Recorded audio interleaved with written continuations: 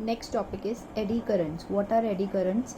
ठीक है, हमने सबसे पहले क्या देखा कि किसी भी कॉइल में से जब हम करंट पास करते हैं तो उसमें क्या होती है, मैग्नेटिक फील्ड इंड्यूस होती है. ठीक है, जिसकी वजह से क्या होता है, मैग्नेटिक फ्लक्स क्रिएट होता है और वो मैग्नेटिक फ्लक्स क्या करता है, हमारा इंड्यूस्ड करंट प्रोड्यूस करता है. अब हम क्या करते हैं, अगर हम उसको किसी कंडक्टर से लेके चलते हैं अब, ठीक है, ये क्या होता है हमारा, it is a circulating current which produces because of moving conductor in external magnetic field. अब हम कॉइल की जगह हम क्या लेते हैं, हम एक कंडक्टर कंसिडर कर लेते हैं. अगर हम उसको एक्सटर्नल मैग्नेटिक फील्ड में रखते हैं तो उस केस में जो करंट प्रोड्यूस होता है वो कौन सा करंट होता है, आपका एडी करंट होता है. ठीक है, eddy current are currents induced in bulk pieces of conductor when the amount of magnetic flux linked with the conductor changes. ठीक है, जब हमें पता है मैग्नेटिक फ्लक्स चेंज होगा तो क्या होता है हमारा, उस केस में हमारा क्या होता है, हमारी ईएमएफ इंड्यूस होती है. ठीक है, इस केस में हम क्या ले रहे हैं, बल्क पीस ऑफ कंडक्टर्स को कंसिडर कर रहे हैं. Next is however their flow pattern resembles swirling eddies in water. अब आपको पता है कि जैसे ही आप किसी पानी के अंदर अगर स्टोन को थ्रो करते हो तो उस केस में क्या होता है, आपका जो पैटर्न बनता है वो क्या होता है, आपने देखा होगा राउंड स्वर्लिंग पैटर्न होता है, ऐसे राउंड राउंड पैटर्न होता है. ठीक है, जब एडी करंट प्रोड्यूस होता है तो वो भी सेम पैटर्न देता है. ठीक है, इसलिए हम इसको क्या कहते हैं, एडीज कहते हैं. एडी बोला क्योंकि जो पैटर्न प्रोड्यूस होता है हम उसको कहते हैं एडीज, इसलिए हमने इस करंट को नाम क्या दे दिया, एडी करंट दे दिया. ठीक है, ओके. अब हम क्या करते हैं, for example when we move a metal plate out of a magnetic field. अब हमने क्या की, किसी एक मेटल प्लेट को मैग्नेटिक फील्ड से बाहर खींच लिया. अब जो रिलेटिव मोशन होगा इस फील्ड का और कंडक्टर का, ठीक है, ये क्या करेगा, हमें पता है कि उसको हमने क्या किया, मूव किया, उसकी वजह से मैग्नेटिक फ्लक्स चेंज होगा. मैग्नेटिक फ्लक्स चेंज होगा तो उसकी वजह से हमारा ईएमएफ इंड्यूस होगा, यानी हमारा करंट इंड्यूस हो रहा है अब हमारा यहाँ से कंडक्टर के अंदर. The conduction electrons making up the induced current whirl about the plate as they were caught in an eddy. अब इसके ऊपर जो करंट प्रोड्यूस हुआ है वो ऐसे होगा आपका, ठीक है, जैसे कि वो एडीज हों. ठीक है, ये राउंड सर्कुलेटिंग शेप में होगा. अब इसका मैग्नीट्यूड कितना होगा, आई आपको पता है ओम्स लॉ के according is equals to V by R.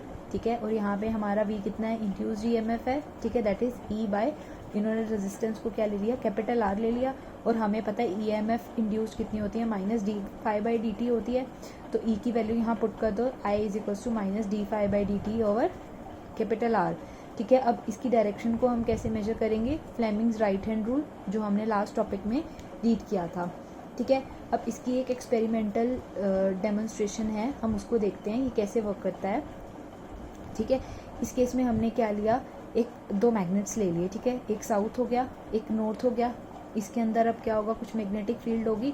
ठीक है, उसकी डायरेक्शन क्या हो जाएगी, नॉर्थ टू साउथ जाएंगी लाइंस, हमारी फील्ड लाइंस. ठीक है, और अब हमें पता है कि एडी करंट किस में होता है, जब हम कोई भी मेटल की प्लेट लेंगे या कोई भी कंडक्टर लेंगे.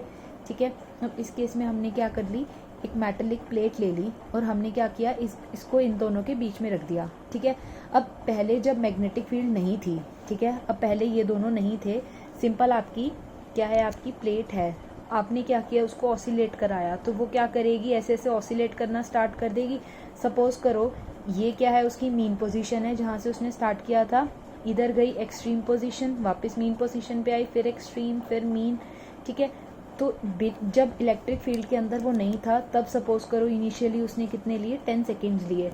अब हमने क्या किया, उसको किस में रख दिया, एक्सटर्नल मैग्नेटिक फील्ड में रख दिया. एक्सटर्नल मैग्नेटिक फील्ड में रखने के बाद अब उसने कितना टाइम लिया, अब 5 सेकेंड्स लिए. ठीक है, अब ऐसा क्यों हुआ, बिकॉज ऑफ एडी करंट. अब एडी करंट हमेशा क्या करेगा, ओपोज करेगा उसको.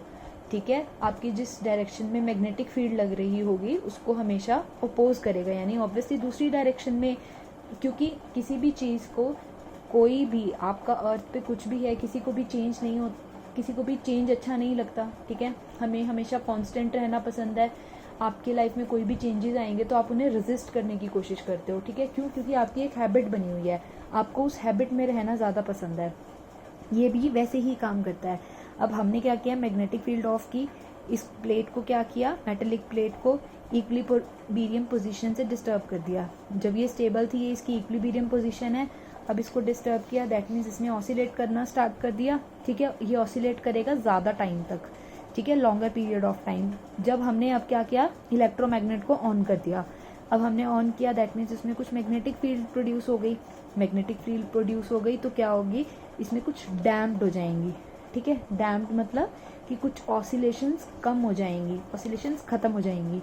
And the plate stops vibrating sooner, मतलब जल्दी, पहले से अब जल्दी ये बंद कर देगा ऑसिलेट करना। This is because of eddy current developed in the vibrating plate. ये किसकी वजह से हुआ, एडी करंट की वजह से हुआ।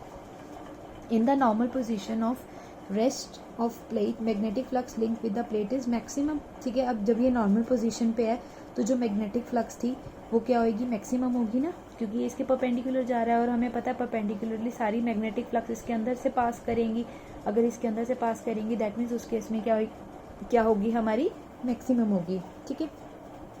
अब क्या किया हमने, इसको डिस्प्लेस कर दिया एक्सट्रीम पोजीशन पे, ठीक है। अब पहले ये क्या था, मीन पोजीशन पे था, इस केस में मैक्सिमम थी। अब ये यहाँ आ गया ऐसे ऑसिलेट करके कहीं, अब इसके अंदर से कोई भी मैग्नेटिक फ्लक्स पास नहीं हो रही, ठीक है, यानी मैग्नेटिक फ्लक्स अब क्या हो गई, डिक्रीज हो गई।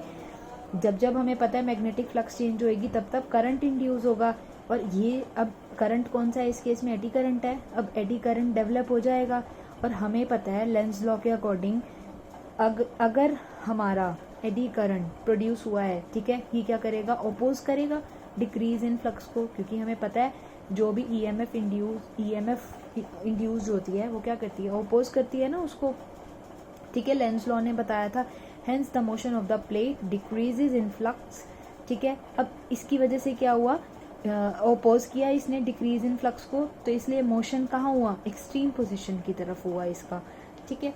सबसे पहले क्या था, हमारी ये प्लेट थी इसमें, ठीक है, इसमें हमने क्या किया, मैग्नेटिक फ्लक्स पास हुआ, यहाँ पे मैक्सिमम थी। अब हमारी ये प्लेट कहाँ से जाएगी, ऑसिलेट करेगी, ये एक्सट्रीम पोजीशन पे गई, यहाँ से एक्सट्रीम पोजीशन पे जब ये जाएगी मींस अब मैग्नेटिक फ्लक्स डिक्रीज हो गया ना, जब ये दूर चली जाएगी इन मैग्नेट से, दैट मीन्स फ्लक्स डिक्रीज हो गया। फ्लक्स डिक्रीज हो गया तो आपका इंड्यूस्ड करंट की वैल्यू कम हो गई। अगर इंड्यूस्ड करंट की वैल्यू इस केस में कम हो गई तो हमने लेंजेज लॉ से क्या देखा था कि ये हमेशा क्या करता है, ओपोज करता है ना। क्यों, क्योंकि ये क्या चाहेगा कि ये यहाँ रहना चाहेगा, ठीक है, इसको यहाँ पे रहना अच्छा लगने लगेगा, क्योंकि इसको क्या चाहिए, अब इसकी मैग्नेटिक फ्लक्स की वैल्यू ज़्यादा थी ना यहाँ पे, तो ये क्या करेगा, उसको जल्दी वापस लेके आएगा। अब ये मीन पोजीशन पे आया, फिर वापस इधर जाएगा, ऐसे ही जब ये यहाँ होगा, इसको चेंज फिर पसंद नहीं आया, ये ऑपोजिट क्या करेगा, रिएक्ट करेगा, इसीलिए ये क्या करेगा, ज़्यादा एक्सट्रीम पोजीशन पे तक नहीं जाएगा, ये जल्दी ही स्टॉप हो जाएगा। क्यों, क्योंकि इसमें एडी करंट प्रोड्यूस हो गया, और एडी करंट लेंसेज लॉ के अकॉर्डिंग क्या करेगा, अपोज करेगा किसको, मोशन को, प्लेट के, ठीक है। अगर ये मोशन को अपोज कर रहा है तो ये क्या कर देगा, रिटर्न हो जाएगा एक्सट्रीम पोजीशन से, कहाँ पे, मीन पोजीशन पे वापस आ जाएगा। अब दोनों ही केस में क्या किया, इसने अपोज किया।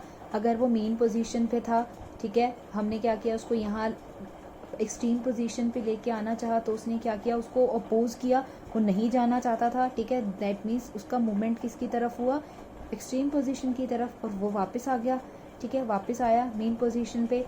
फिर उसके बाद क्या हुआ, उसके लिए चेंज हुआ, अब उसको चेंज फिर रेजिस्ट करना है तो वो क्या करेगा, वहीं रहना पसंद करेगा। इसका मतलब क्या हुआ, वो डैम्प्ड हो गई, उसमें ऑसिलेशंस डैम्प्ड हो गई, कुछ ख़त्म हो गई, कुछ लॉस हुआ, ठीक है। इसीलिए इसके अंदर क्या है, एडी करंट प्रोड्यूस हुआ, जो क्या करेगा, ओपोज करेगा उसके मोशन को, ठीक है। अब हमें क्या देखना है, हमें इसको रिड्यूस करना है कि जितनी ऑसिलेशंस डैम्प्ड हुई, अब हमें एडी करंट को, हम इसको मिनिमाइज़ कैसे करेंगे एडी करंट को, पहले हम ये देख लेते हैं, ठीक है।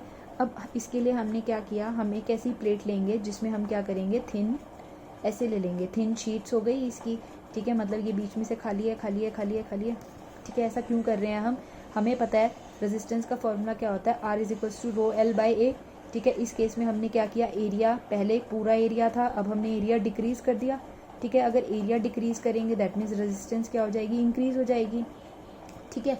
अगर रेजिस्टेंस इंक्रीज हो गई तो करंट क्या होगा, डिक्रीज होगा। ऑब्वियसली अगर रेजिस्टेंस आपकी इंक्रीज हो रही है तो इलेक्ट्रॉन्स क्या करेंगे, एटम्स और आयंस के साथ ज़्यादा टकराएंगे, उस केस में करंट की वैल्यू क्या हो जाएगी, कम हो जाएगी। अगर करंट आपका यहाँ से कम हो गया दैट मीन्स आपकी पावर लॉस हो गई, ठीक है, आपका पावर लॉस भी कम होगा। अब करंट कम है तो पावर लॉस कम होगा आपका, ठीक है। तो अगर हम एरिया डिक्रीज़ करते हैं तो हम अपनी पावर की लॉस को क्या कर सकते हैं, डिक्रीज़ कर सकते हैं यहाँ से। ओके, अब हम क्या करेंगे, इसके एप्लीकेशंस को देखेंगे। सबसे पहले है इलेक्ट्रोमैग्नेटिक डैम्पिंग। सबसे अच्छा एग्जांपल है कि हम क्या करते हैं, इसका बेस्ट एग्जांपल है गैल्वेनोमीटर, ठीक है। अब आपको पता है कि जब भी आपने क्या किया, मैग्नेटिक फ्लक्स चेंज हुआ तो गैल्वेनोमीटर में क्या हो जाएगा, डिफ्लेक्शन होगा, क्योंकि हमारा करंट इंड्यूस हुआ है, ठीक है। अब ये क्या हो जाएगा, उसको डिफ्लेक्शन को रोक ही रखेगा बिकॉज ऑफ एडी करंट, तभी हम क्या कर सकते हैं, उसको देख पाते हैं, अदरवाइज तो वो क्या करता रहता, ऑसिलेट ही करता रहता।